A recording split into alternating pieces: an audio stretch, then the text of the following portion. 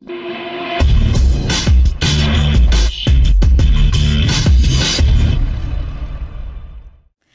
semuanya, kembali lagi dengan saya Sertukuat Kania di Kartika Podcast. Masih suasana ceria di hari ulang tahun TNI yang ke-80. Kini Kartika Podcast menghadirkan narasumber dari Satuan Elit Angkatan Darat. Mereka seorang penerjun, pembawa bendera kehormatan di acara puncak hari ulang tahun TNI yang ke-80.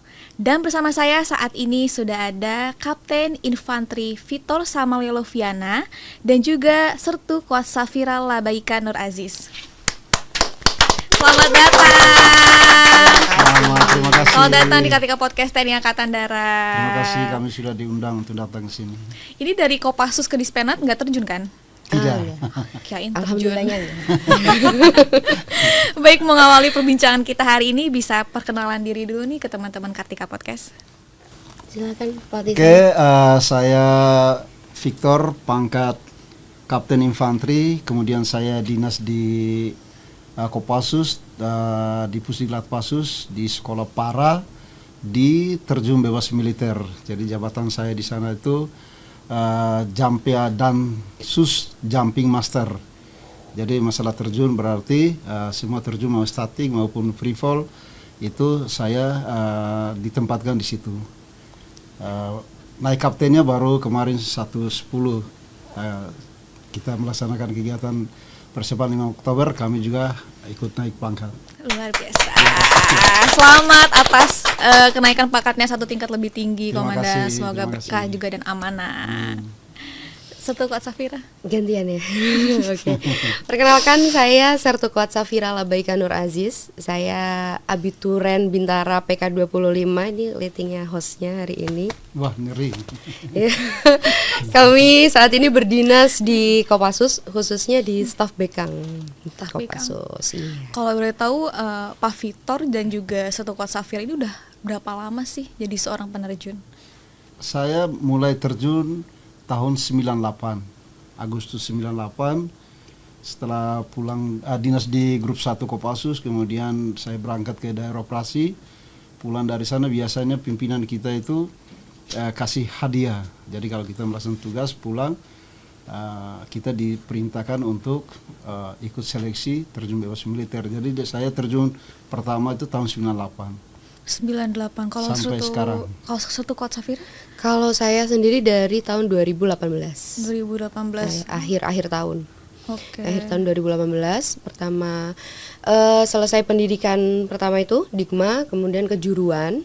Saya dapat penempatan langsung di Kopassus. Setelah masuk di Kopassus ternyata Kuat Kopassus itu punya syarat harus jadi seorang peterjun, petembak, juga bela diri kan ya. Nah, waktu itu langsung lah. Saya kira selesai pendidikan saya selesai nih kan, masuk kantor ya kan. Iya. Ternyata enggak, ranselnya masih dipakai lagi. Saya berangkat ke Pusdik, bertemu sama pelatih saya ikut para dasar, terjun payung. Setelah itu berlanjut, terus ikut terjun. Oh, berarti nggak bisa milih ya? Misalnya kan begitu selesai Dikma, kan artinya ada bela diri, ada terjun, sama ada renang. Itu kita nggak bisa milih ya, Pak ya? Kalau semuanya itu harus, itu kemampuan dasar yang harus dimiliki sama kita nih, Kuat Kopassus. Tiga-tiganya? Terjun, menembak, bela diri, itu wajib semuanya gitu. Memang udah nggak diragukan lagi sih, Satuan Elit Kopassus ini luar biasa banget. Memang orang-orang pilihan ya teman-teman. Nah, kalau Pak Victor ini kan terjun dari tahun 98. Berarti kita baru lahir, Iya. Pak Victor udah terjun. Udah lahir ya? Iya, Berarti- baru lahir. Oh, baru Iya, lahir. berarti udah lama banget kan Pak Victor jadi seorang penerjun. Iya. Itu awalnya masuk klub sipil dulu atau memang udah jadi tentara? Sudah tentara. Oh, sudah jadi saya masuk tentara. tentara kan tahun 95. 95 saya masuk tentara, kemudian kebetulan saya di seleksi awal itu langsung dari Kopassus. Tapi pendidikannya kita dititipkan di Rindam, kemudian selesai langsung masuk ke Kopassus. Di Kopassus kita selesai latihan komando. Keinginan kita kan macam-macam. Kalau di Kopassus kan kita lihat ada yang sekolah Sandiuda. Cita-cita saya hanya 2. 1, Sandiuda saya harus laksanakan. Yang kedua, terjun bebas militer. Kan kita latihan komando itu, senior-senior kita latihan terjun, kita hanya nonton. Tapi dengan harapan suatu saat saya harus seperti mereka. Nah itu sampai saya ini kita tercapai ke hal-hal kayak itu. Luar biasa. Nah, berarti tadi kan bilang ada terjun bebas. Berarti untuk terjun ini dikategorikan ada berapa macam nih terjun? Terjun di militer ya, khususnya di militer itu kita mulai dari statik. Jadi terjun troops para jumping itu mulai dari statik dulu. Syaratnya mau ke terjun bebas itu kita harus terjun statik dulu, wingnya kayak Mbak Safira itu, namanya para dasar. Wow. Kalau mau pre-fall berarti kita harus tempuh itu dulu. Gitu. Nah, setelah tempuh itu baru kita seleksi lagi. Seleksi itu melalui kesehatan, kemudian semapta, kemudian psikologi. Nah, psikologi kita harus bagus supaya kita pada saat terjun itu kita ada persoalan-persoalan kita hadapi, kita bisa atasi dengan baik.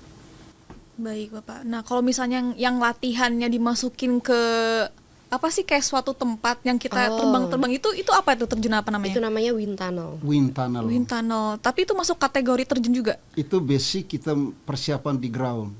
Jadi sebelum kita terjun pakai pesawat sebenarnya, kan kita program kami ada 6 minggu terjun itu. 2 minggu kami latihan di ground dulu. Di ground itu salah satunya adalah wind tunnel itu. Nah, wind tunnel itu angin, kemudian kita masuk, kita ajarin bagaimana membentuk posisi dasar, namanya belly fly. Nah, posisi dasar itu untuk mengantar mereka pada saat di pesawat, dia praktekkan sama dengan yang kita latihkan dalam wind tunnel itu. Berarti tekanan udaranya itu nggak beda jauh sama pesawat yang asli gitu ya? Iya, kalau kita di wind tunnel, dia sistemnya angin yang dibentuk. Tapi kalau kita terjun, kecepatan kita jatuh akan membentuk kecepatan angin. Nah itu ya, tapi hampir sama lah, sensitifnya sama. Oke, kalau Sertukuat Safira sendiri kenapa nih bisa tertarik sama terjun? Awalnya kalau dibilang tertarik itu siapa ya yang nggak pingin jadi seorang peterjun, kan itu keren gitu loh ya kan ya. Karena apa ya, lihat senior tuh kalau nembak itu kan ya nembak, mungkin semua orang bisa gitu, berlatih nembak. Cuman kalau terjun ini salah satu hal yang menarik, yang utama sih keren gitu. Awalnya tuh keren, lihat senior yang bisa nembak, terjun gitu ya kan, keren banget ya Mbak ini ya, bisa nggak ya aku kayak gitu. Kemudian dapatlah kesempatan di Kopassus ini, waktu itu selesai para dasar. Saya lihat nih pelatih-pelatih yang lagi free fall, ya namanya siswa para itu kan kayak wah kapan ya aku bisa free fall gitu. Itu jadi kayak motivasi sih waktu itu. Kemudian dapatlah kesempatan untuk melanjutkan ke free fall itu sendiri. Awal-awalnya ya deg-degan pasti ya, apalagi kalau udah pintu pesawat dibuka, udah kena angin di langit, itu rasanya udah campur aduk. Udah tangan dingin, ini keluar enggak, cuman kalau enggak keluar nanti tambah salah lagi ya kan, udah lebih baik aku keluar aja gitu. Jadi setelah pertama kali keluar, ternyata dunia ini cantik banget ya kalau dari atas gitu. Setelah itu ketagihan, ya terjun ini tuh hal yang nagih ternyata. Gitu ya. Tapi kan waktu pertama kali Sertukuat Safira ini terjun dari pesawat, pasti kan ada naluri perempuannya tuh kan. Iya. Ya kita juga ini kita bukan membicarakan kesetaraan gender ya, tapi kan betul. Wanita juga manusia gitu loh. Iya, itu bener. Gimana kamu ngebuang rasa keraguan itu di saat kamu terjun? Lebih ke, kalau aku pribadi tuh lebih ke gengsi sih. Gengsinya tuh gini, ini cowok nih pasti mikirnya aku nggak bisa nih gitu kan. Wow. Atau larinya nih pasti mereka mikirnya nih perempuan nih nggak bisa nih, udah kamu nggak usah lari. Tapi rasanya itu kan gengsi ya, apa aku juga bisa lari kok kayak gitu, guling gitu, aku juga bisa lebih gulingnya lebih ini lagi, nggak sampai maksudnya tepar gitu ya kan.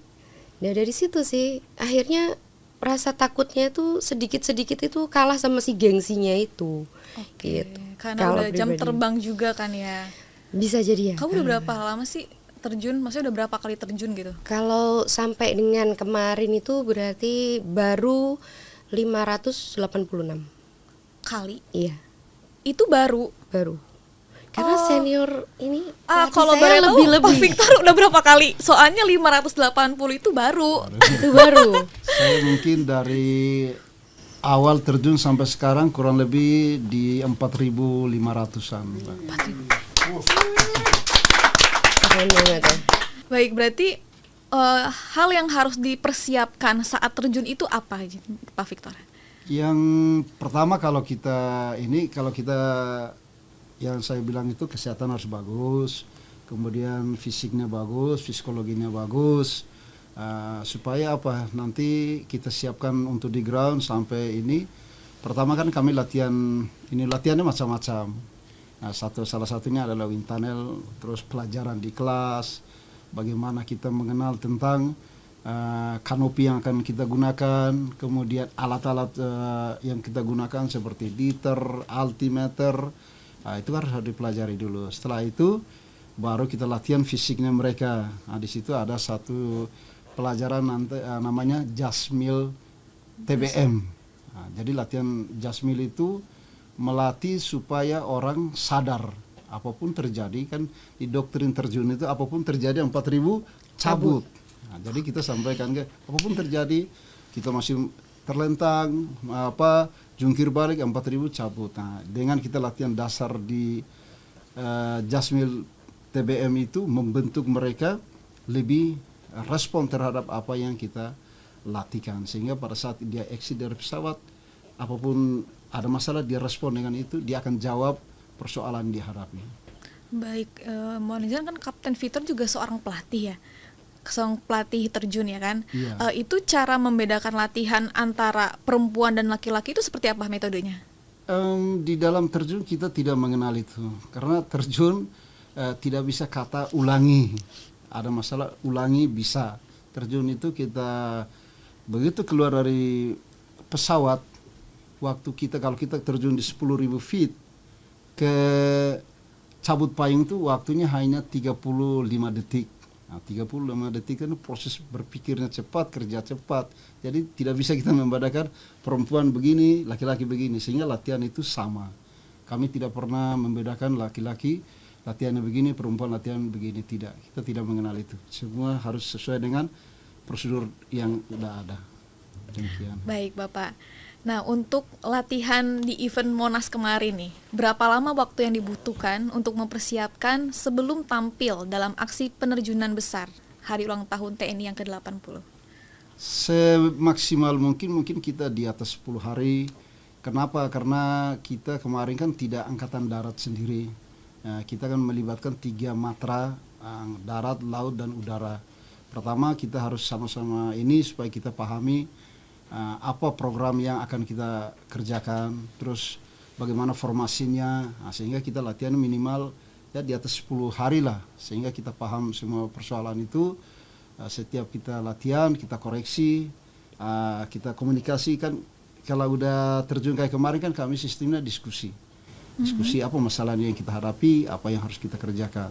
Ya, minimal di atas 10 hari lah. Kalau kurang dari situ, kecuali dia datang dari satu matra seperti angkatan darat saja, saya sudah paham, antara peterjun sudah paham. Tapi kalau kita sama-sama beda matra, kita kumpul dulu, kita latihan awal sehingga kita paham antara satu dengan yang lain.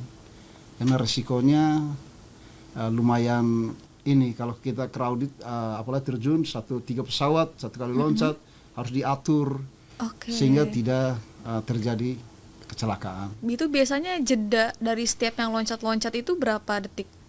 Kalau antara pesawat, kemarin kita pada saat kita terjun itu 3 pesawat itu antara pesawat 1 ke pesawat 2 itu 1 menit. Pesawat 2 ke pesawat 3 1 menit. Tapi antara peterjun, karena kecepatan pesawat ini 130 sehingga kita hanya butuh 1 detik. Satu orang exit, detik berikutnya ya peterjun kedua exit. Karena kita perhitungan angin. Kalau kita terjun itu harus benar klop sama kita hitung angin dulu. Angin itu dari ground sampai di 4.000 kita opening kanopi itu harus kita tahu sehingga tidak terjadi kecelakaan. Baik Bapak, di setiap hari ulang tahun TNI, apakah Bapak selalu ikut terjun? Kalau selama di basis ikut, saya sekarang bawa bendera yang ketiga kali.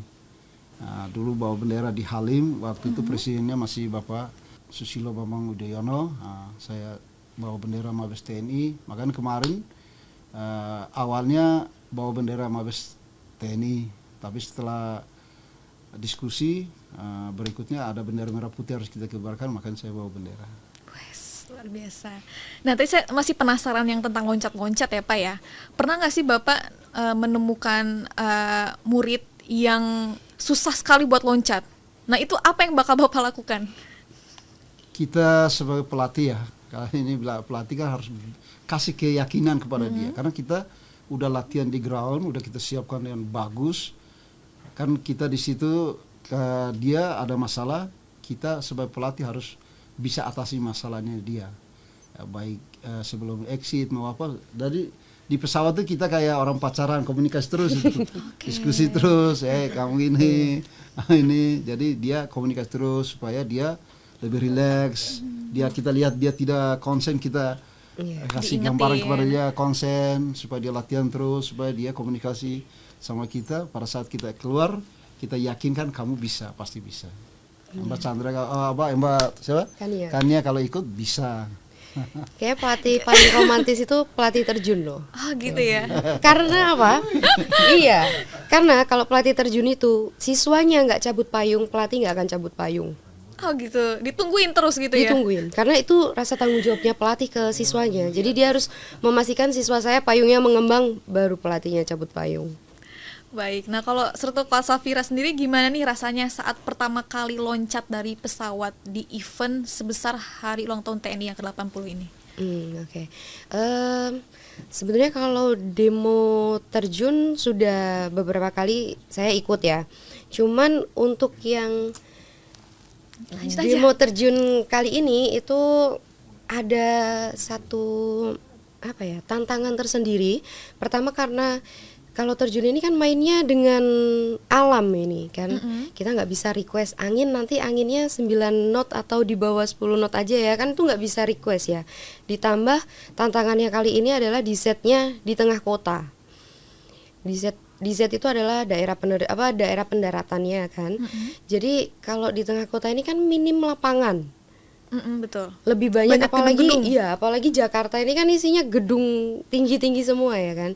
Jadi itu sih salah satu tantangannya, karena ketika kita sudah loncat, kita kembang payung, ketika kita menghadapi angin yang besar, angin bisa di atas misalkan 20 knot atau di atas 15 knot aja, itu tuh payung itu akan stuck, akan ya udah ngembang di situ, ya udah berhenti dia di sini sambil turun. Nah, iya kalau pas di bawah kita ini lapangan gitu kan, kalau misalkan bukan lapangan itu kan kita udah pasrah nih kan. Itu salah satu tantangan yang kemarin, tapi alhamdulillahnya kemarin itu kita diberikan angin yang enak, nyaman, jadi semuanya aman masuk ke Monas gitu. By the way, cara ngitung anginnya gimana itu? Itu ada alat. Oh, ada alatnya. Alat sendiri, kemudian ada aplikasinya. Ada aplikasinya. Ada aplikasi. Jadi angin itu kan setiap peribuan itu beda-beda. Dan arahnya juga pasti beda, kecepatannya beda, arahnya beda. Nanti kita hitung, kemudian kita hitung kecepatan payung kita. Payung kita ini dia mampu bergeraknya di kecepatan angin berapa. Oh, batas maksimal di 17 knot. Berarti buangnya harus di mana? Exit awalnya harus di mana? Itu harus dihitung, sehingga di dalam istilah terjun itu dia dropnya harus di atas angin, tidak boleh di bawah angin. Kalau istilah terjunnya begitu. Baik Bapak, Bapak juga kan kemarin bawa bendera kehormatan merah putih ya pada acara hari ulang tahun TNI kemarin. Nah itu pada saat bawa bendera rasanya gimana tuh Pak? Maksudnya pada saat terjun beratkah atau susah dikibarkan atau gimana tuh? Kalau bendera itu karena benderanya ukuran 9x12, bendera ukuran 9x12 itu kita butuh beban pemberatnya itu 6 kilo. Jadi pemberatnya 6 kilo, sehingga pada saat kita turunkan dia tegak lurus. Nah, dia tidak boleh ketarik ke belakang. Beratnya di mana? Pada saat kita pakai mau masuk pesawat. Oh, beratnya di situ ya Pak ya? Di situ. Setelah kita masuk pesawat, kita duduk, nah, itu kayak kita orang hamil itu. Di bawah duduk tidak nyaman. Nah, tapi setelah kita berdiri, persiapan exit sampai kita kibarkan bendera, dia sudah normal, tidak ada masalah. Cuma kalau berat apabila anginnya kita di bawah angin, artinya kita mau masuk ke desert itu agak berat, karena dengan beratnya pemberat itu, kemudian beratnya bendera, lebarnya bendera, akan daya turunnya lebih banyak daripada daya majunya. Nah, makanya begitu kita udah tahu berarti saya turunkan benderanya di mana. Udah tahu itu baru kita berani turunkan. Kalau di bawah angin tidak berani. Baik, itu ada beban mental tersendiri nggak Bapak? Ya pasti, karena namanya hari ulang tahun Tentara Negara Republik Indonesia, kita punya tanggung jawab. Kita kan selalu mau berpikir berbuat terbaik.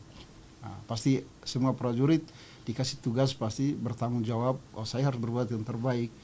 Kadang-kadang terlalu berpikir terbaik ini kadang-kadang kita bikin kesalahan. Nah, makanya kita tidak boleh bikin kesalahan. Makanya setelah terjun pasti kami briefing dulu, diskusi lagi, koreksi mereka yang di ground itu, mereka koreksi kita, oh tadi ada kesalahan sini. Nah, catatan kita untuk besok kita praktek lagi. Baik, pada saat terjun itu apakah Bapak ada ritual khusus dalam pelaksanaan terjunnya? Ritualnya berdoa kepada Tuhan. Berdoa saja. Karena tidak ada lagi yang lebih berkuasa selain Tuhan. Karena kita bermain di naik pesawat. Kita naik pesawat itu tenaga kita habis. Nah, kalau umpamanya kita naik pesawat take off, kita itu kayak tumpuannya kosong. Nah, berarti gantung harapan kita kepada siapa? Kepada Tuhan. Ritualnya saya selalu berdoa sama Tuhan, mudah-mudahan Tuhan beri yang terbaik buat kita. Amin. Kemudian juga cara Bapak komunikasi dengan para peterjun itu gimana tuh? Maksudnya komunikasi pada saat semuanya udah pada terjun, otomatis kan kita teriak itu nggak akan kedengeran kan? Gimana tuh? Apakah ada bahasa khusus? Di dalam terjun itu kita sudah kasih masing-masing orang itu punya contoh. Safira, kamu cabut di 4.500. Nah, dia harus disiplin pencabutan. Tidak boleh dia keluar dari situ. Contoh saya bawa bendera, exit 6.500 harus cabut, 6.500 harus cabut. Nah, sehingga kita lihat mereka yang dibawa. Contoh kita bawa bendera kemarin kan ada 6 bendera itu. Angkatan Udara, Angkatan Laut, Angkatan Darat, kemudian Mabes TNI, Kemhan, sama Merah Putih. Nah, jadi yang Angkatan Udara itu dia sebagai leader kita. Jadi dia bergerak, kita yang orang belakang ini yang menyesuaikan dengan orang depan. Bukan kita orang depan, dia sesuai dengan program yang kita sampaikan, kamu bergerak ke sini. Nah, kita yang menyesuaikan. Kita tidak bisa komunikasi karena jaraknya pasti jauh. Terus rata-rata kan pakai helm, pakai ini. Nah, kita komunikasinya tidak bisa, tapi kita lihat yang visual, oh bergeraknya, oh dia ke situ, berarti kita harus ke situ. Tidak boleh apatis. Kalau terjun itu tidak boleh apatis, harus kerjasamanya dengan naluri. Oh teman saya ke situ, berarti saya ke situ. Supaya menghindari hal-hal yang kita tidak inginkan. Kalau kita disiplin semua, sebenarnya sesuatu yang enak dilihat, kemudian enak dirasain. Ya. Baik Bapak, kemarin pada saat terjun itu saya sempat lihat ada peterjun yang bawa hewan anjing. Itu mungkin bisa dijelaskan, maksudnya kalau pada saat operasi itu peruntukan anjing dan peterjun itu seperti apa Bapak? Di Kopassus itu kita punya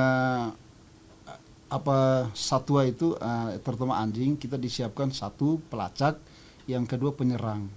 Jadi kita punya anjing-anjing itu digunakan untuk itu. Tergantung kebutuhan kita melaksanakan tugas apa yang harus kita laksanakan. Kalau kita contoh operasi selain perang, bencana alam atau apa, berarti kita bawa yang pelacak. Nah, seperti kemarin kita bawa itu yang pelacak. Apabila kita terjun, bawa supaya kita masuk ke target, ke sasaran, dia bisa cari apa yang kira-kira kita butuhkan. Nah, yang penyerang berarti kita seperti kemarin mereka laksanakan yang penanggulangan teroris. Nah, itu yang mereka bawa itu penyerang. Bisa kita bawa, bisa. Tergantung kebutuhan pada saat kita mau laksanakan operasi itu. Baik, nah kalau nggak salah Sertukuat Safira juga pada tahun 2024 ya? Iya. Itu abis lahiran tuh langsung terjun. Itu gimana sih ceritanya? Jadi kalau yang tahun lalu itu, kalau di kita kan ada cuti melahirkan itu 3 bulan. Anak saya lahir bulan Mei, berarti Mei, Juni, Juli, Agustus. Agustus itu kan sudah mulai masuk kantor. September saya sudah dapat surat perintah untuk melaksanakan demo terjun HUT TNI yang ke-79 tahun lalu. Jadi ya istilahnya baru pasca melahirkan 3-4 bulan saya udah loncat lagi. Keren banget sih itu nggak semua orang bisa kayak gitu sih sebenarnya. Terus cara Sertukuat Safira menghilangkan rasa takut dan cemasnya itu gimana tuh? Ditambah dengan doa itu tadi ya, kita sudah yakin perlengkapan kita cek sendiri, dibantu sama pelatih-pelatih senior, peterjun senior lainnya, cek perlengkapan semua aman, kita berdoa, sisanya kita pasrahkan ke Tuhan. Karena kalau terjun itu, kalau kata pelatih saya, kita sudah pakai payung, kita naik pesawat, itu berarti udah 50-50 selamat, 50-nya itu kuasa Tuhan gitu.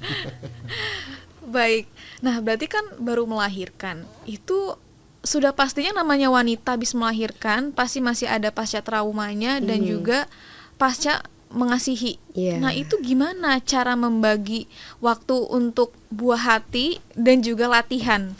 Jadi seperti ibu-ibu hebat pada umumnya di luar sana, kita kalau misalkan sebelum punya baby ya, pasti bawanya cuma tas satu, itu perlengkapan kita. Kalau sekarang perlengkapannya udah tambah tas kecil lagi, isinya pumping. Jadi sambil nunggu pesawat kita pumping dulu. Sebelum berangkat itu subuh-subuh kita udah bangun lebih awal lagi, kita pumping. Yang penting ASI udah tersedia buat anak, kita berangkat. Karena kalau misalkan jadi prajurit itu kan memang kita udah tanda tangan kontrak ya, harus siap kapanpun dimanapun dibutuhkan. Namanya surat perintah sudah keluar, ada nama saya, yaudah berangkat. Yang penting penting restu suami, minta doa sama anak juga di rumah gitu. Kita berangkat, kita yakin. Selain seorang prajurit wanita gitu kan, kita juga kan di rumah sebagai ibu dan juga seorang istri. Apalagi kan sekarang sudah punya suami. Nah itu gimana cara Sertukuat Safira meminta izin terhadap suami, sedangkan suaminya Sertukuat Safira juga kan seorang tentara. Iya betul. Pasti udah tahu banget tuh resiko yang akan terjadi ke depan. Itu gimana tuh? Kebetulan suami juga berdinas di Kopassus. Dan dari sebelum menikah itu ada satu syarat sebetulnya yang saya sampaikan. Jadi ngomongnya dari hati ke hati kan, Mas nanti kalau sudah menikah adik tetap boleh terjun ya. Dan jawabannya iya. Akhirnya kita lihat realisasinya, alhamdulillahnya sampai detik ini dibolehkan. Kemudian akhirnya dia juga baru-baru ini selesai mengikuti terjun bebas militer juga. Jadi sekarang dia tahu kenapa kok istrinya ini semangat banget kalau disuruh terjun, karena memang terjun itu nagih. Ini mungkin Mbak hostnya bentar lagi ikut terjun. Baik. Lalu Kapten Victor, apakah ada tantangan terbesar saat terjun di depan publik dan juga pejabat tinggi negara? Ya pastilah, kan namanya kita, apalagi di situ Presiden, Panglima TNI, semua pejabat kita ada di situ, pasti kita punya tantangan. Ya tantangan itu harus kita latih supaya kita terbiasa. Jelasnya di dalam terjun kan ada prosedur-prosedur harus kita kerjakan. Nah, tantangan itu yang harus kita jawab. Saya 1000 feet saya berada di mana, 750 feet saya berada di mana, 300 feet saya ada di mana. Itu harus kita benar-benar selektif dalam ambil keputusan supaya tidak salah. Kalau kita salah ambil keputusan, kita bisa tidak masuk ke target. Nah itu yang tantangan paling besar itu. Yang kedua tantangan paling besar ya angin, alam kan, kita tidak bisa diskusi sama angin karena angin bergerak sesuai dengan apa yang diciptakan oleh Tuhan. Ya kita yang memanfaatkan itu. Kadang-kadang tantangan seorang peterjun itu kalau audiens di bawah ya mungkin sudah biasa, jadi kita ikutin aturan aja. Saya ketinggian sekian saya ada di sini, ketinggian sekian saya ada di sini, angin begini saya masuknya begini. Pasti kita jawab apa yang menjadi tantangan buat kita. Baik, lalu gimana tuh perasaannya bisa menjadi bagian dari perayaan monumental Hari Ulang Tahun TNI yang ke-80 ini? Kalau perasaan, saya kira semua prajurit ya yang ditunjuk upacara apapun kegiatannya pasti kita bangga, karena kita berarti kan pimpinan kita punya kepercayaan kepada kita untuk melakukan itu. Apalagi kita ditunjuk, udah kamu siapkan diri, nanti terjun bawa bendera. Nah, berarti kita harus menyiapkan diri. Itu kebanggaan bagi seorang prajurit, apalagi kami diterjun. Itu yang kompetisi hal-hal kayak itu harus kami laksanakan terus. Nah, begitu diperintahkan, tidak ada lagi kata, wah saya tidak siap. Jawabnya siap, kami laksanakan tugas itu. Itu tantangan. Itu aja. Baik, selama saat terjun kemarin, mungkin ada hal-hal yang unik? Iya, hal unik karena kita di pesawat, kan namanya kita di pesawat ini kan, pesawatnya bergerak 3. Nah, jadi begitu bergerak 3, pasti pesawat belakang ini akan terjadi turbulensi yang tinggi. Nah, hal uniknya di pesawat pasti semuanya mabuk. Seperti di dalam pesawat mabuk, terus gini, kondisi ini ya kita kasih semangat, ayo semangat supaya mereka lebih konsentrasi lagi. Hal-hal uniknya kayak itu. Tapi kalau hal unik setelah kita keluar pesawat, kita lihat ke bawah, manusianya banyak, itu menjadi sesuatu yang, apalagi kita terjun di Monas, kita bawa bendera lewatnya di samping Monas ini kan sesuatu yang luar biasa. Apakah tahun depan kita terjun lagi di situ atau tidak?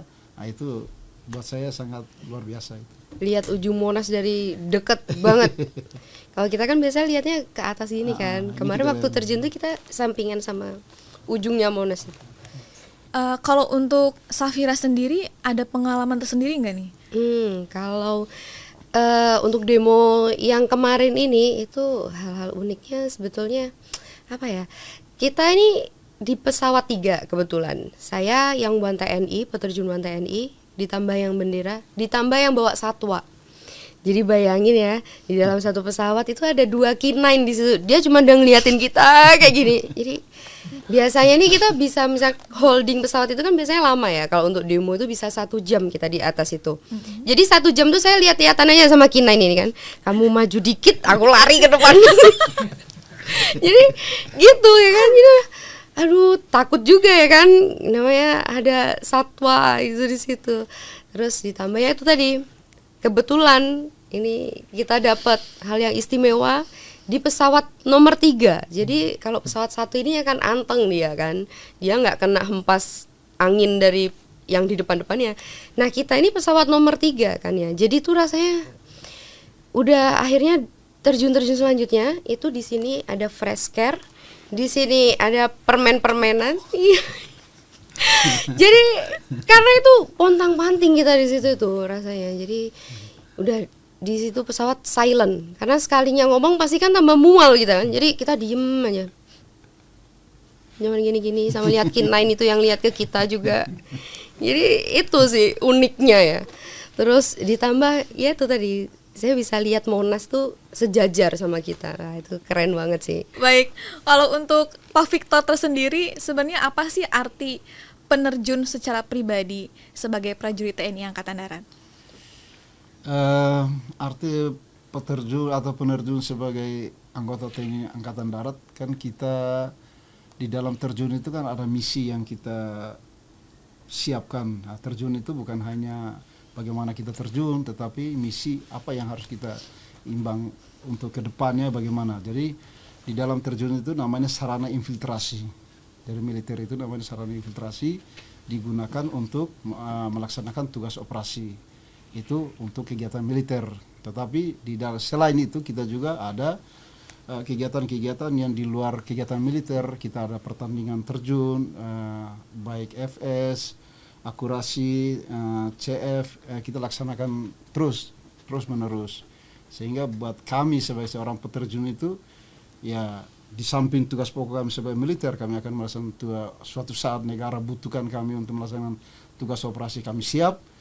Di saat negara dalam keadaan damai, kita ada kegiatan-kegiatan yang membawa nama baik TNI, Angkatan Darat maupun negara, kami juga siap untuk melaksanakan kegiatan itu. Jadi itulah yang bikin motivasi kita untuk latihan terus menerus gitu.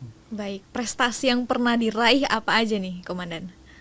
Wow, prestasi secara kan kita terjun ini kan kelompok, tidak secara individual itu kecuali yang akurasi. Kebetulan saya waktu itu ikut kegiatan terjun, kemudian ada insiden, tapi insiden itu ya seperti Safira bilang, dia 3 bulan melahirkan, terjun lagi. Saya 3 bulan habis kecelakaan saya terjun lagi. Nah, terjun lagi itu masih posisi ini, karena terjun itu sesuatu yang buat saya, ya saya kan datang dari kampung ini, jadi saya lihat di Kopassus latihan macam-macam, saya pilihlah terjun. Nah, terjun kan saya bisa cerita, kalau latihan lain kan saya sudah biasa lah, sehingga kita pilihnya terjun itu. Baik, tadi kan dijelaskan sebelumnya Bapak pernah menjadi seorang penerjun dan juga mengambil apa sih Pak, Sandi Yuda ya Pak? Iya. Lalu ada nggak keinginan yang belum terwujud? Keinginan belum terwujud, ya mungkin kita aplikasi dalam tugas-tugas yang kita laksanakan. Kayak Sandi Yuda itu kan kaitannya di dalam intelijen, terjun, sarananya infiltrasi. Jadi itu ada ikatan yang sangat tidak bisa dipisahkan. Nah, sehingga kita terjun itu sarana, intelijen itu untuk bagaimana kita masuk ke daerah sasaran musuh, itu yang kita gunakan. Terus yang belum dicapai, saya kira semuanya untuk saya sudah sampai hari ini udah bisa kita capai. Baik, kalau untuk seorang peterjun sendiri ini ada batas usianya nggak Pak? Kalau saya lihat secara global ya, di dunia, senior-senior saya yang udah pensiun juga sekarang mereka masih terjun di sipil masih ada, kemudian orang di luar sana juga umur sampai 70 tahun juga mereka masih terjun. 70 tahun? 70 tahun di Italia itu 70 tahun itu dia masih terjun. Jadi terjun itu tidak ada, kecuali kondisi kita sudah tidak siap itu. Tapi kalau kita masih siap, saya kira nggak ada masalah itu. Lalu bagaimana dan apa yang memotivasi Bapak untuk menjadi terus seorang penerjun? Motivasi, karena saya di Kopassus, motivasi saya ya harus berbuat yang terbaik aja. Nah, jadi motivasi yang paling tinggi ya itu. Jadi kita harus berbuat yang terbaik untuk organisasi, untuk satuan, untuk paling tinggi ya untuk negara. Kita membawa nama negara itu sesuatu yang kebanggaan buat kita. Baik, kalau Safira sendiri keinginan apa nih yang belum terwujud?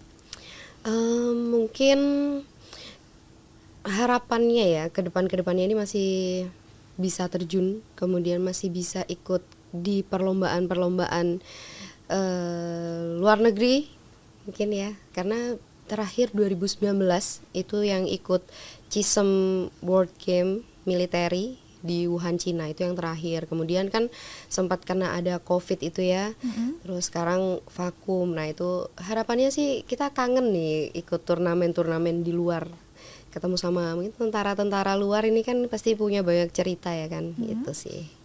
Baik, lalu apa nih setelah HUT TNI ke-80 ini, apa kegiatan atau misi selanjutnya? Misi selanjutnya kami ada kegiatan di Kopassus sendiri punya program. Kami akan melaksanakan latihan ke depan itu, salah satunya kami akan menyiapkan diri untuk latihan namanya wingsuit.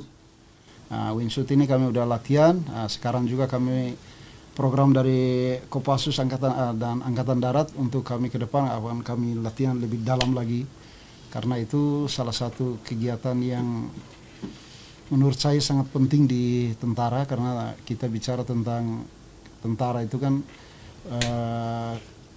perlengkapan yang disiapkan oleh satuan, kemudian kita praktekkan. Nah, kebutuhannya untuk apa? Tentu untuk mendukung tugas pokoknya tentara. Baik, pertanyaan yang terakhir nih. Pesan apa yang ingin disampaikan kepada generasi muda sekarang agar memiliki semangat juang dan disiplin yang tinggi? Pesan saya kepada generasi muda, silakan bergabung ke Tentara Nasional Indonesia, Angkatan Darat, kemudian ke Kopassus. Di sana banyak pengabdian yang harus kita mengabdikan diri. Jangan habiskan waktu Anda untuk kegiatan ini tidak penting. Mari kita sama-sama mengabdikan diri untuk negara kita. Demikian.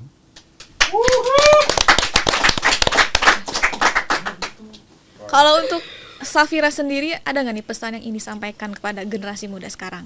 Oke, untuk teman-teman di luar sana, khususnya perempuan-perempuan, kita itu bisa melakukan hal-hal yang pria-pria bisa lakukan. Jadi jangan mudah menyerah atau pesimis nih, aku bisa atau enggak ya, kita pasti bisa. Yang penting tetap semangat dan lakukan hal-hal terbaik untuk diri kita dan semuanya. Baik, terima kasih banyak Kapten Infanti Victor dan juga Setukuat Safira telah hadir dan juga berbagi kisah inspiratif di Kartika Podcast TNI Angkatan Darat ini.